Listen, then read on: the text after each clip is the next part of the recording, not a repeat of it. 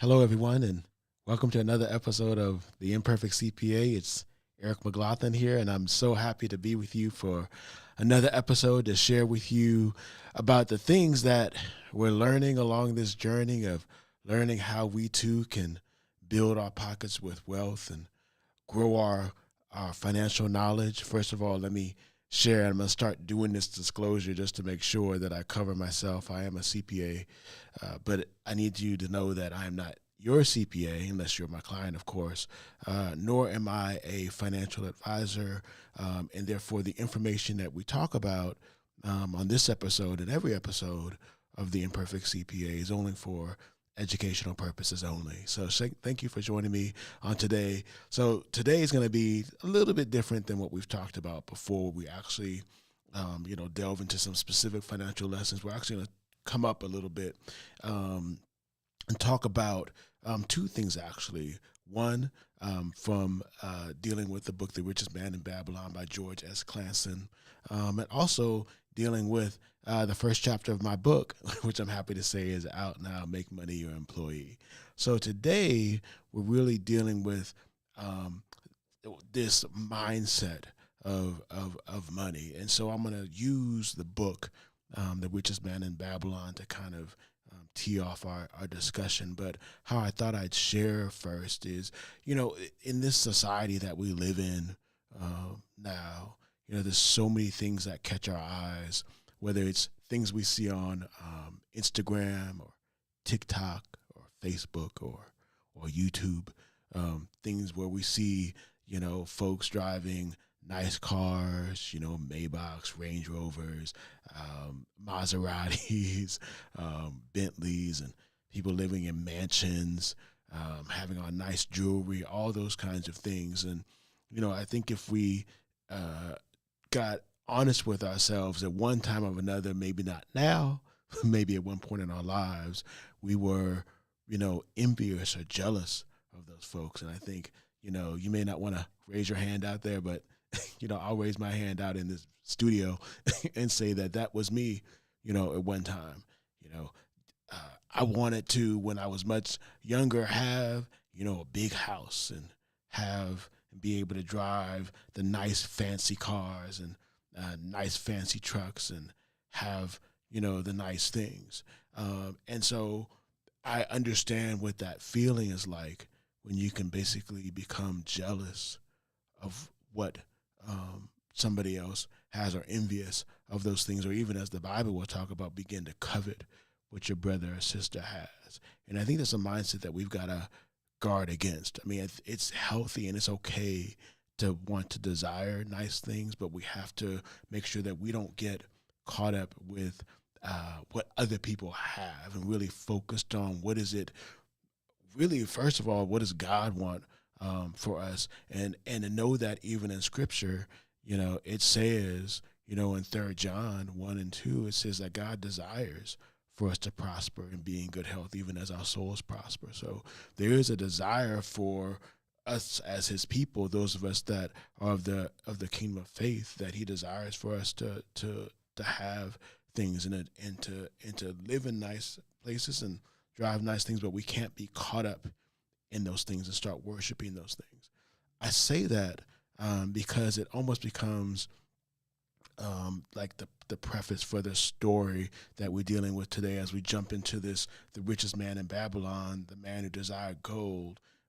We're going to get into, and I'm going to pull up on the screen now, the presentation. I just got like 5 slides, and I just do this because I think it helps kind of drive home the point. You can see the gold and the silver there because that's really, what this book focuses on, really the gold and how, even now gold is valuable, right? And we want to have those nice things. But the question is, like, how do we get those? And I guess I prefaced also the discussion we talked about with jealousy and covetousness, and says just to make sure that as we talk about these things from week to week, and even as we deal with in my book, making money your employee, it's important to make sure that we're pure and right in our motives. We should absolutely desire to have money because the Bible says that money answers all things, and we need money to move in this system, but we want to guard against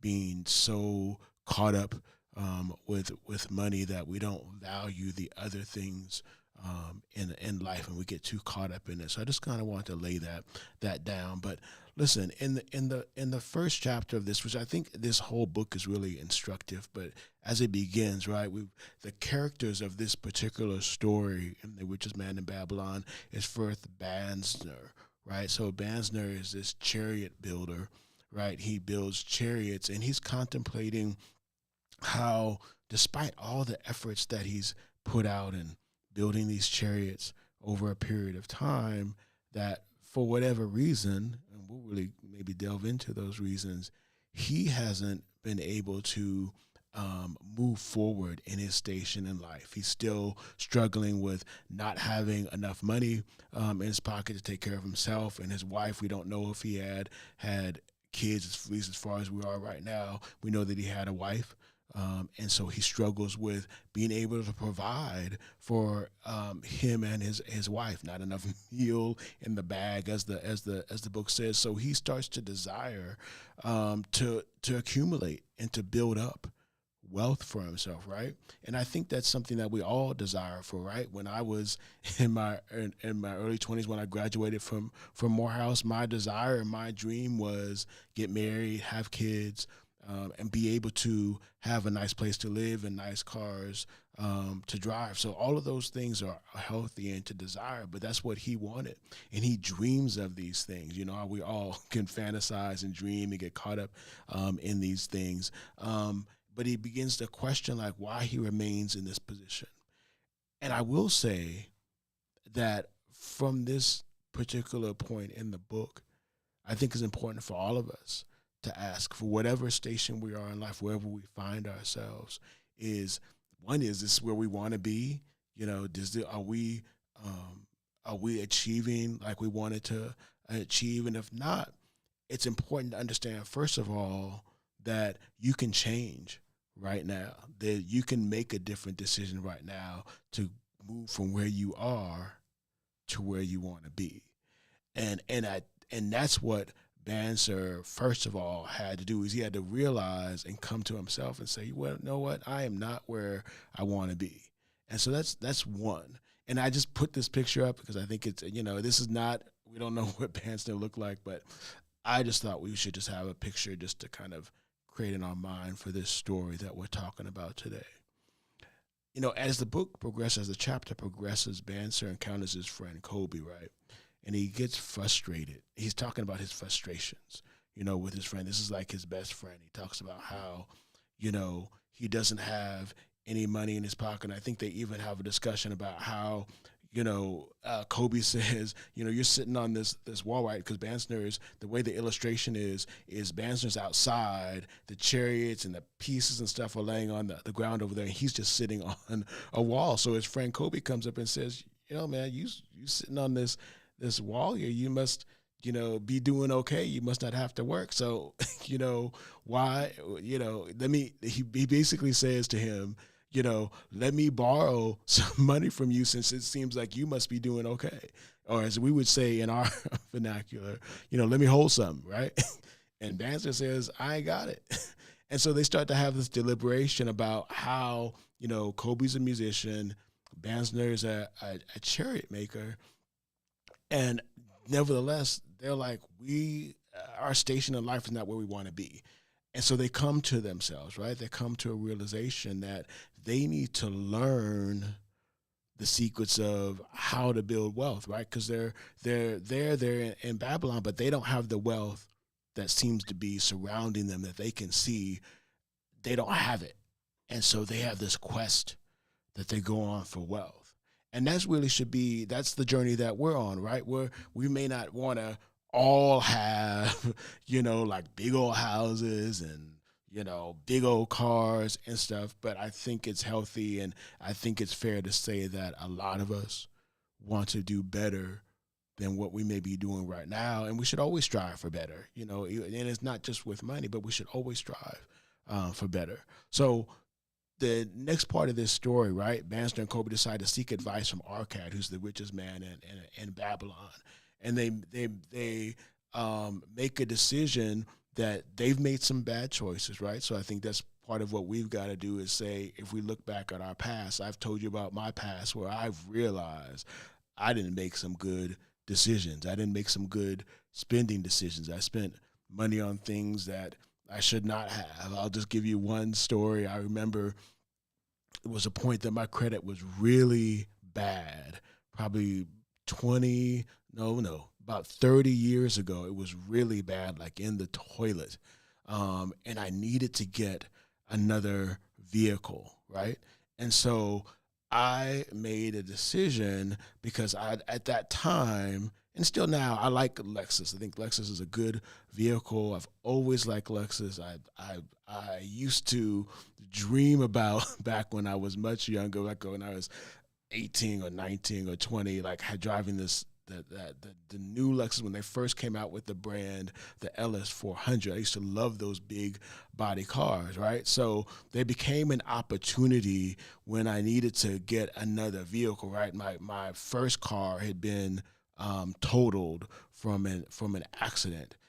Somebody rear-ended me, and so I had to get in a vehicle. So anyway, there was an opportunity for me to go buy this like Lexus ES 300. So not exactly what I wanted, but I was like, okay, I'll start there, right? So I go to this dealership that has it. It's not even a Lexus dealership. Let's go to this Lexus place, and I go to this dealership. I'm sorry, it's not a Lexus dealership. It was like I don't know, a Dodge or a Chevrolet or something, and somebody had just traded in that car. And so I basically bought somebody else's problem, but I didn't know it at the time. So I bought this green ES 300 with some nice rims on it. I think that's what kind of got me is I saw the rims, didn't look at anything else, but caught up with the rims, and I bought that car. Within, gosh, it's got to be within a couple of months, maybe not even that long.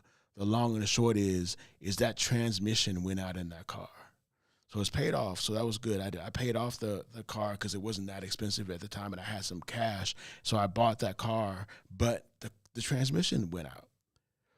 So that was a bad decision, right? Because my wife and I weren't too far into our marriage. I think I had EJ, my oldest son at the time.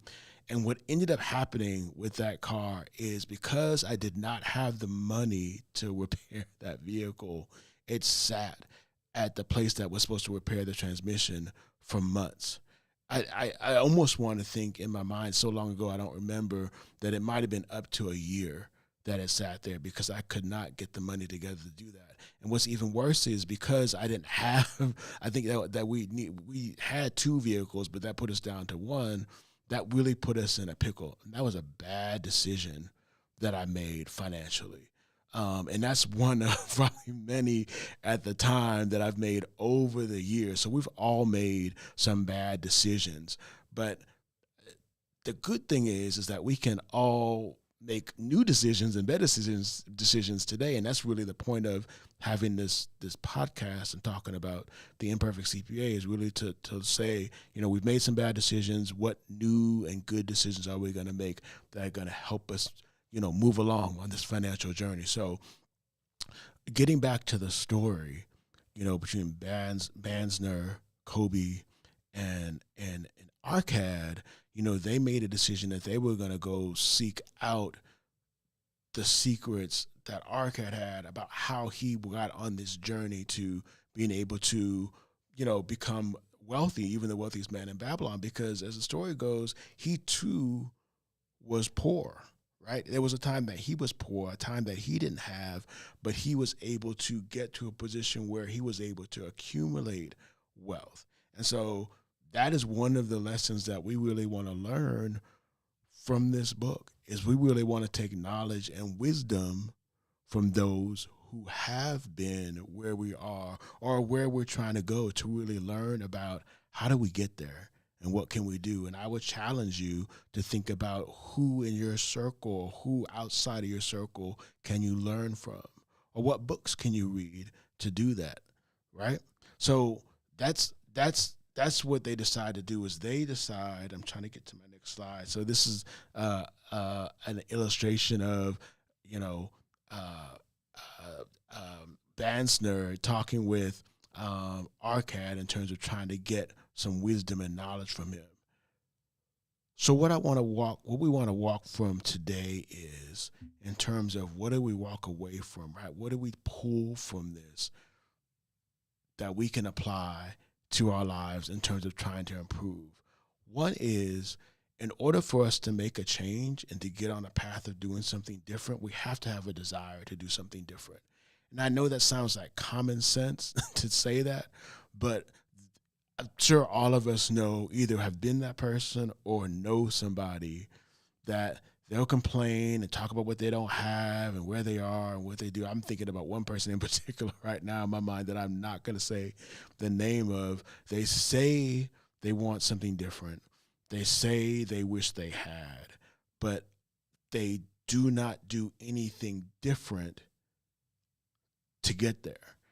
And I think that's important because that's really what the definition of what insanity, right? I'm just going to keep doing the same old thing expecting a different result. We can't do that. We actually have to have a mindset to change. And that's actually what I talk about in the first chapter of my book, is that money mindset. So in Making Money Employee, we talk about what is this money mindset, because that's got to shift first before anything changes in how you spend and how you accumulate more money and what your financial habits are going to be. There's got to be a change in how am I thinking and am I ready to make a change. And then the second thing is to seek knowledge, right? So that's partly why we're doing this podcast. That's why we've got this book up here dealing with the richest man in Babylon. And that's also why I wrote this book, Make Money Your Employee, is to share the tidbits of knowledge that I got so that we can move from making money to really making money our employee. And then the last thing is to really take some steps to move in a new direction. So my challenge for you all today is to think about what steps will you take to start on this path of moving in a different direction. Now, I'm sure there's many of you out there, or there's some of you all out there that already have your financial lives together. And I say with all sincerity and with all humbleness, that's great. And I applaud you with that sincerely, because there's those of us out there that are not there yet and are trying to get to where you are. So I would say to those that already have it together, I would encourage you to find somebody else that doesn't and desires to have it together, desires to be in a different position, and share with them the knowledge that you have so that they can move on a different station of life. Because think about this, right? This book, The Richest Man in Babylon, right? Bansner, Kobe, and there's Arcad. What if Arcad said, no, I'm not going to show you how I made this money. I'm not going to show you how I advanced from having nothing to being as wealthy as I am? What would that have meant for Bansner and Kobe, right? What would that mean for us if this book wasn't written and knowledge wasn't shared and imparted? So it's important that those of us that have knowledge share it, and those of us that need it seek it out. So as we continue on these podcasts, once we finish going through The Richest Man in Babylon, we're going to move on to another book and another book, because that's part of my journey in this. Is I'm not just, I've written my book and I'm reading, and of course we're going to talk about my book. I'm coming in frame. I'm sorry. We're going to talk about my book, and we're going to talk about different chapters in the book. But this is also the book that I'm reading, The Richest Man in Babylon. I'm also reading, What Would the Rockefellers Do? I'm also reading Joshua Giles, who's a phenomenal apostle and prophetic man in the faith, book about Mantled for Greatness. And there's a devotional that he has as well. So we've got to continue to move on this journey of knowledge. And I hope that you will join me on this journey. I hope that you will share with me, via DM, via comments and Facebook, via comments on Instagram, comments on YouTube, about what you're learning. What are you gaining, whether it's from this particular episode and podcast, or what you are learning or gaining on your own journeys. I would even love if some of you all are open to it. I would love to have you all share as I do more interviews. If you're open to being in an interview, with me, so that you can share the wisdom that you've learned. You see, from when I had my twin brother Derek on here, and I've mentioned it a couple of times, and we'll probably continue to mention it because I think it's an important nugget that with him being on here, that is where I started to realize where I started before was fighting. Like, I do not want to do a budget, right? I don't want to deal with budgeting. I don't want to look at budgeting. That now I've started doing a budget, and each month I'm sharing with you kind of where my budget to actual is. And why am I doing that? Why am I being so transparent? Because I feel like it's important to, number one, show a level of accountability, and two is to be able to show you that just as I'm changing my habit, it provides an opportunity for you all to change your habits or a habit as well to move along on this journey. As my brother Roy Spearman, my Morehouse brother, came on the episode and one of the earlier episodes and shared, what he did to move along on this journey. He mentioned this book, The Richest Man in Babylon, and that's when I decided to pick that up, right? I had already written my book, Make Money Your Employee, but now I needed to go back because I hadn't read The Richest Man in Babylon in a long time, and I needed to refresh myself on the principles. And it's so applicable. It is literally shifting my mindset. It's shifting the way I think about money, and that's important because I'm older, and so I don't have as much runway as many of you in the listening audience may have that are younger than me. You have more time. My children have more time to benefit from the knowledge that I'm sharing on this episode now and the things that are being applied and that they're speaking about in my book. They have more time, but I don't, so I've got to make sure that I catch up. Now, you'll hear me talk about that a lot. I feel like I'm in a catch-up mode, but that's okay because that may be you too out in the audience. But it's never too late to catch up. It's never too late to start. You're going to hear me say that over and over. It's never too late to start. I want you to make this day one. If you haven't thought about it, haven't done it before, make this day one for you to do something different with your money so that you too can be on this path to not just working for your money, right? The goal is to make money work for you.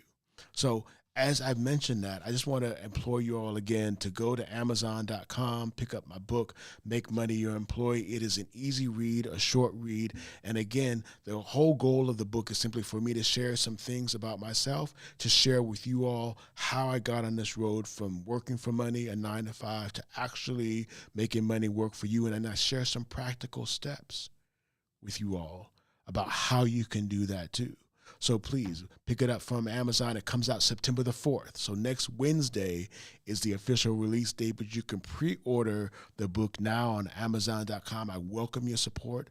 I appreciate your support. I appreciate the encouragement that I've been getting on all of the social media platforms. Please share with your family and friends about the book, about the podcast. And then I want to invite you to go to my YouTube page and like and subscribe to the page to help support and build viewership and just share the knowledge, right? So we can't just be selfish with the knowledge that we're getting. I can't be selfish with the knowledge that I'm getting. It's required. It is imperative that as just in this human race that I share with others the knowledge that I have so that way they too can benefit. So don't be selfish with the information that you're learning. Feel free to share and have people subscribe on YouTube. You can follow me on Instagram, Imperfect CPA. You can follow me on Facebook. Of course, you may be viewing it live now on Facebook, but share with others so they can learn as well. But again, thank you for joining me on this episode of Making Money Your Employee. I look forward to seeing you all next Wednesday. We'll be talking about my book and the book release. I'll give you some more pointers about what's coming from my book, Make Money Your Employee, and we'll go on this journey further as we learn to make money work for us. See you all next time. Thank you for joining.